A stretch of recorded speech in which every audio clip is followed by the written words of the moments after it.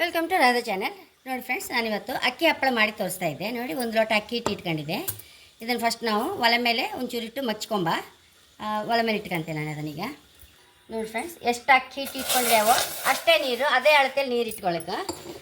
ನೋಡಿ, ರುಚಿ ತಕ್ಕಷ್ಟು ಉಪ್ಪು, ಒಂದು ಟೇಬಲ್ ಚಮಚ ತುಪ್ಪ ಅಥವಾ ಬಟಾರ ಹಾಕೋಣಕ್ಕೆ. ನಾನು ತುಪ್ಪ ಹಾಕೊಂತ ಇದ್ದೆ.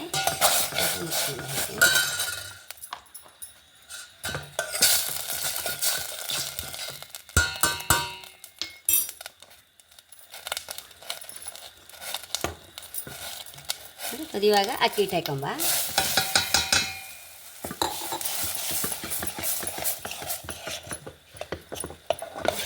ಸುಮ್ಮನೆ ಮಿಕ್ಸ್ ಆದರೆ ಸಾಕು. ನೋಡಿ, ಸರಿ ಮಿಕ್ಸ್ ಆಯ್ತಲ್ಲ. ಈಗ ಆಫ್ ಮಾಡಿಬಿಡುವ ಇದನ್ನು. ಫ್ರೆಂಡ್ಸ್, ಒಂದು ಟೇಬಲ್ ಚಮಚ ಎಳ್ಳು ಹಾಕೊಂಡಿದೆ, ಅರ್ಧ ಟೀ ಸ್ಪೂನು ಮೆಣಸು ಹಾಕೊಂಡೆ. ಅದನ್ನು ಸರಿ ಒಂಚೂರು ಚಪ್ಪೆ ಆದಮೇಲೆ ಕೈಯಲ್ಲೇ ಮಿಕ್ಸ್ ಮಾಡ್ಕೊಳಕ.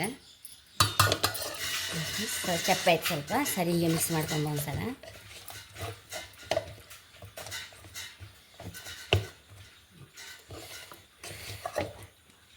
ನೋಡಿ ಫ್ರೆಂಡ್ಸ್, ಈಗ ಕೈಯಲ್ಲಿ ಉಂಡೆ ಮಾಡ್ಕೊಂಡು ಹೀಗೆ ಸಣ್ಣ ಸಣ್ಣ ಹಪ್ಪಳ ಮಾಡ್ಕೊಂಬ ಒಂದು ಸ್ವಲ್ಪ.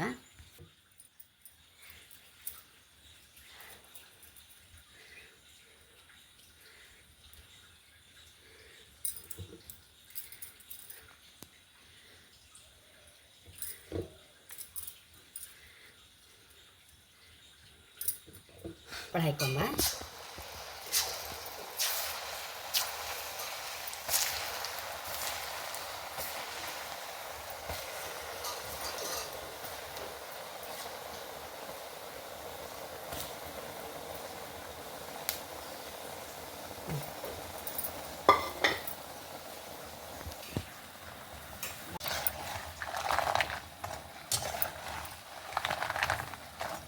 ಬೆಂಕಿಯಲ್ಲಿ ಹಾಕಿದರೆ ಪಟ್ಟ ಕರಟಿ ಹೊತ್ತಲ್ಲ, ಸಾದಾ ಹದ ಬೆಂಕಿಯಲ್ಲೇ ನಿಧಾನಕ್ಕೆ ಕಾಸ್ಕೊಳುತ್ತೆ. ಫ್ರೆಂಡ್ಸ್, ನೋಡಿ ಲಾಯಕಾಗಿದೆ.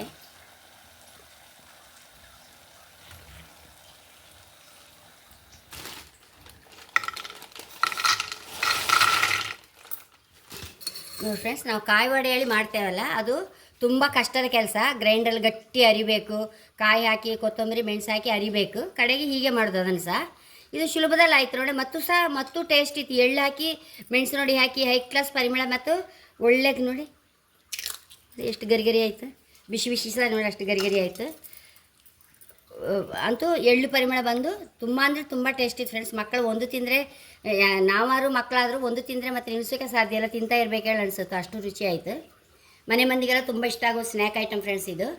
ಹಾಗೆ ನನ್ನ ಚಾನಲ್ ಇಷ್ಟ ಆದರೆ ಸಬ್ಸ್ಕ್ರೈಬ್ ಮಾಡಿ, ಲೈಕ್ ಮಾಡಿ, ಕಾಮೆಂಟ್ ಮಾಡೋದಂತೂ ಮರಲೇಬೇಡಿ. Thank you.